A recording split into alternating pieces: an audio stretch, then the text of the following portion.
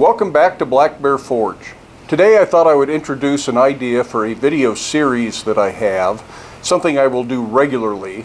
I think I'm going to call it the tool of the day, even though I probably won't get around to doing one of these every single day. But I may do 3 or 4 one day and be able to spread them out over the next 3 or 4 days, so you see them as a tool a day. And the reason I thought I would do this is I'm starting to realize that not everybody watching the videos understands what the tools I'm using are. I take it for granted that I know what that one pair of tongs is, or what this hammer is for, or what that thing in the corner is. But I get a lot of questions, both in the comments, emails, Instagram messages, all that other stuff. People saying, well, what is that tool in the background at 5 minutes and 15 seconds into this video? Or what tool did you use for this job? Or what was this other tool? And I thought I would try to explain as many of the unique styles, shapes, or purposes of tools that I have in the shop as I can. And I've done some of this already. We've talked about hammers in general. I've talked about power hammers in general. Somebody the other day though said, I didn't even know you had a hydraulic press, even though we've done a hydraulic press video. But a lot of these videos were done quite a while back when we only had about 1,000 subscribers. Now we have 20 times that many subscribers. So a lot of people have missed those videos. So some of this will be repetitive. A lot of you already know what all these tools are. But I'm still going to try and explain every general tool that I have in the shop. Or if we are visiting somebody else's shop and they have something unique, I will try to explain what those tools are. And hopefully, over time, you can get an understanding of the huge variety of possible tool styles and uses that there are in blacksmithing.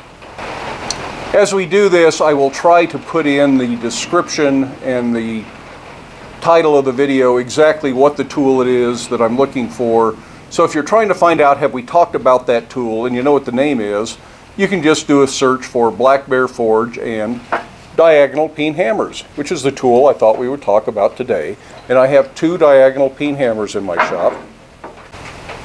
And a diagonal peen hammer is really very much just like a straight peen or a cross peen hammer, except that the peen runs at an angle.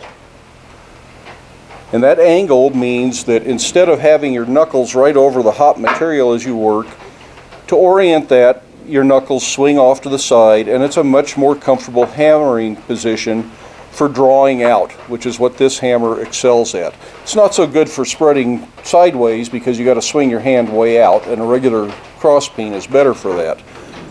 But I do like this for some things. I don't use it all the time. It's nice to have, but I don't know if I would make it your one and only hammer in the shop. This one weighs 34 ounces, so it's just a little over 2 pounds. Or it was when I made it. It's been cleaned and dressed so many times, it may be a 2-pound hammer by this time. But it's one of my favorite hammers for using the face, even though I don't necessarily use the diagonal peen all that much.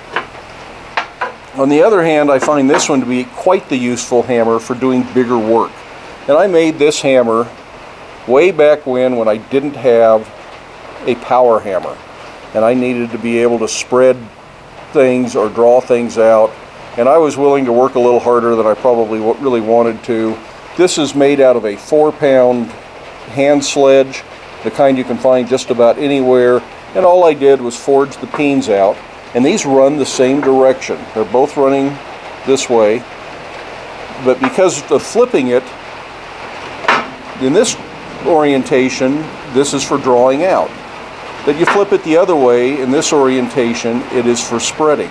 And it's a very handy hammer for working on axes and adzes and other things that need that little bit of extra oomph.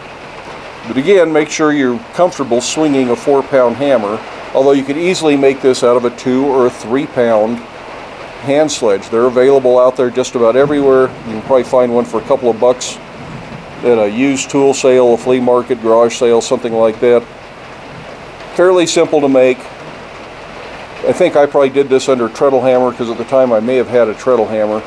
But my memory's a little fuzzy because I've probably had this hammer now for about 25 years. And it has just been one that I go to from time to time. I'm really glad to have it, but it doesn't get used every day.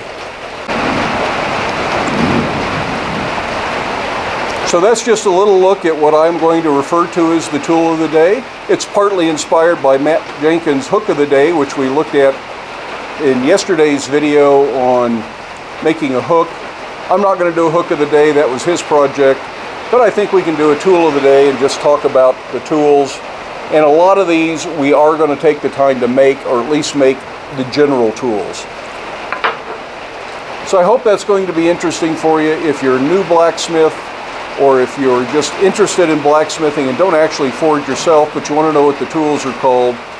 Tune in as often as I can do one of these, and hopefully we'll bring you up to speed and you will understand what all these tools are and kind of what they're used for.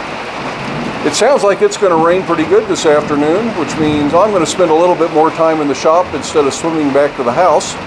So I'm going to get some work done. I hope you can get out to your shop and can get some work done. But do stay safe, do wear your safety glasses, and we'll see you for the next one.